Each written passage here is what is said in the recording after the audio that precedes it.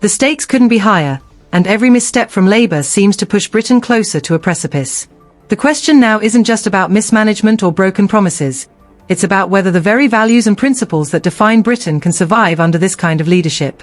Every policy U-turn, every reckless gamble with the nation's future, chips away at the trust people have in their government. And trust, once lost, is almost impossible to regain. It's not just the farmers, business owners, or veterans who are feeling the brunt of these shifts, it's every single citizen. From small towns to big cities, from the self-employed to public sector workers, the ripples of Labour's decisions are spreading far and wide. People are beginning to ask themselves, what's next? How much more are we willing to lose before we say enough is enough? And the truth is, Labour's leadership seems disturbingly out of touch with what the people of Britain actually want. Policies that should be designed to build confidence, strengthen communities, and secure the future are instead tearing at the fabric of the nation. It's not just about economic mismanagement or misguided foreign policy, it's about the erosion of what Britain stands for. Take the issue of crime, for example. Labour's soft stance on offenders isn't just a slap in the face to victims, it's a green light for criminals to continue wreaking havoc on hard-working citizens. It sends a clear message: the rights of law-abiding people come second to the so-called needs of those who break the law. This isn't justice, it's chaos masquerading as compassion. And the public knows it. They're tired of excuses, tired of policies that prioritize ideology over common sense, and tired of being told that they just have to put up with it. But crime is only one piece of the puzzle. When it comes to the economy, the picture is just as bleak.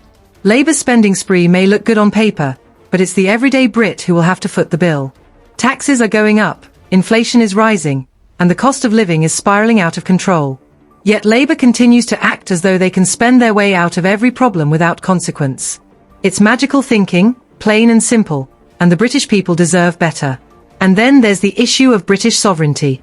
Labour's cozying up to foreign powers, their willingness to give away strategic assets like the Chagos Islands, and their push for closer ties to the EU all point to a troubling trend: a government that's more interested in pleasing international elites than protecting its own citizens.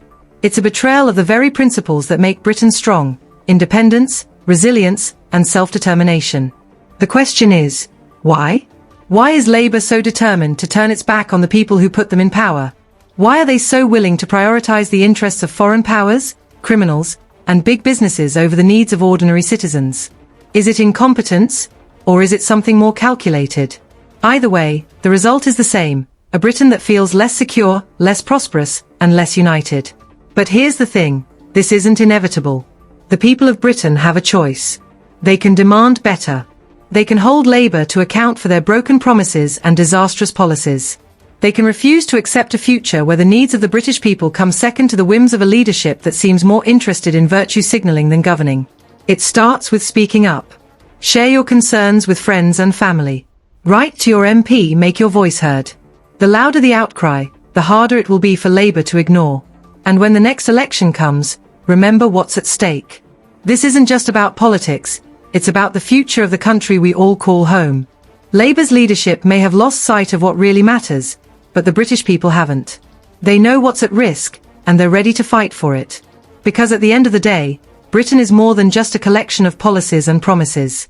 It's a nation built on principles, on hard work, on determination, and on a belief that no challenge is too great to overcome when people stand together. The time to act is now. The time to demand better is now. The time to remind Labour, and every other political party, that they work for the people, not the other way around, is now. Britain's future depends on it, and the British people won't stand by and let it slip away without a fight.